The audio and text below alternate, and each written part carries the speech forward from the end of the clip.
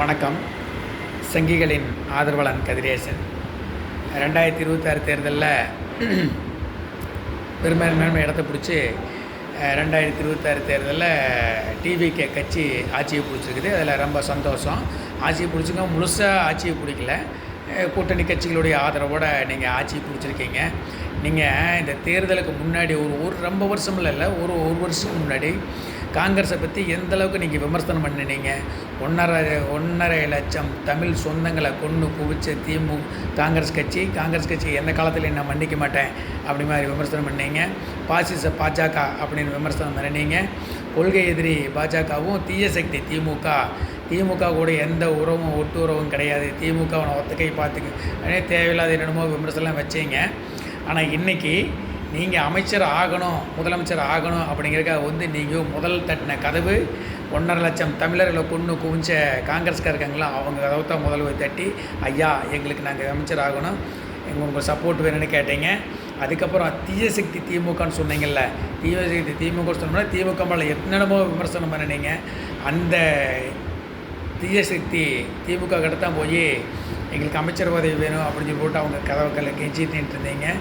நீங்கள் உட்காண்ட்ருக்கிற இன்றைக்கி CM உட்காண்ட்ருக்கிற seat இருக்கு இல்லையா, அந்த 4 காலில் ஒரு கால் தான் மக்கள் உங்களுக்கு கொடுத்தது.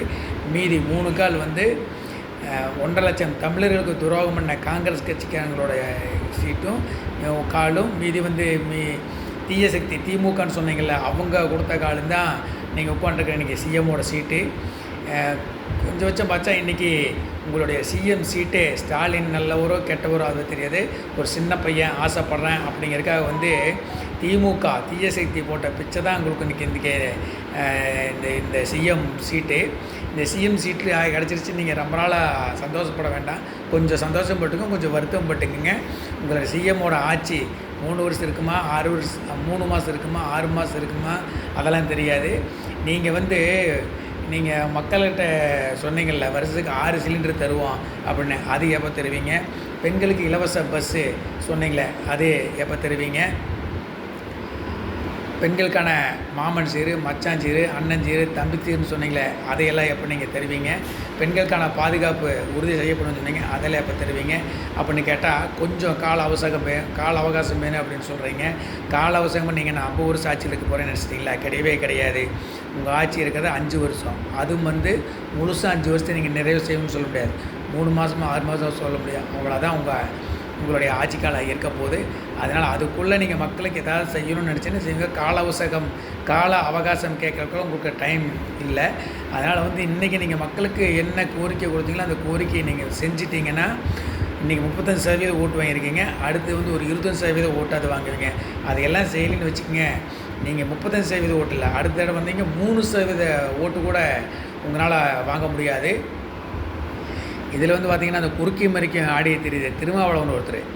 அவர் திரு மாமாவளவன். அவர் காலையிலேருந்து பொழுது வரைக்கும் வாயை திறந்த பாஜக ஆர்எஸ்.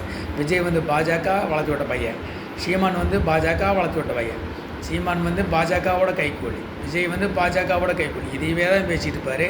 ஆனால் அவர் அமைச்சர் பதவி கொடுத்துக்கிறேன்னு சொன்னோன்னே விஜய் கிட்ட போய் கால் விழுந்துட்டார்.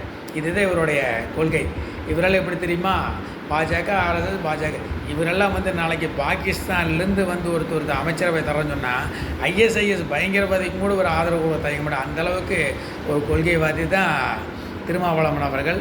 திருமாவளவன் அவர்கள் இப்படி ஒரு காமெடி பீஸாக ஆவார்னு தெரியல. பாசிச பாஜக வளர்ச்சின்னு சொன்னீங்க. பாஜக வளர்த்தி விட்ட விஜயோட காலில் போய் இன்றைக்கி ஏன் இழந்தீங்க? விஜயோட மந்திரி சபையில் ஏன் எங்களுக்கு இடம் கூடன்னு கேட்டிங்கன்னு எங்களுக்கு புரியல. பாஜக அதாவது திருமாவளவனோட நிலைப்பாடை நாங்கள் தெரிஞ்சுக்கிறதுல மக்கள் நல்லா தெரிஞ்சுக்குங்க.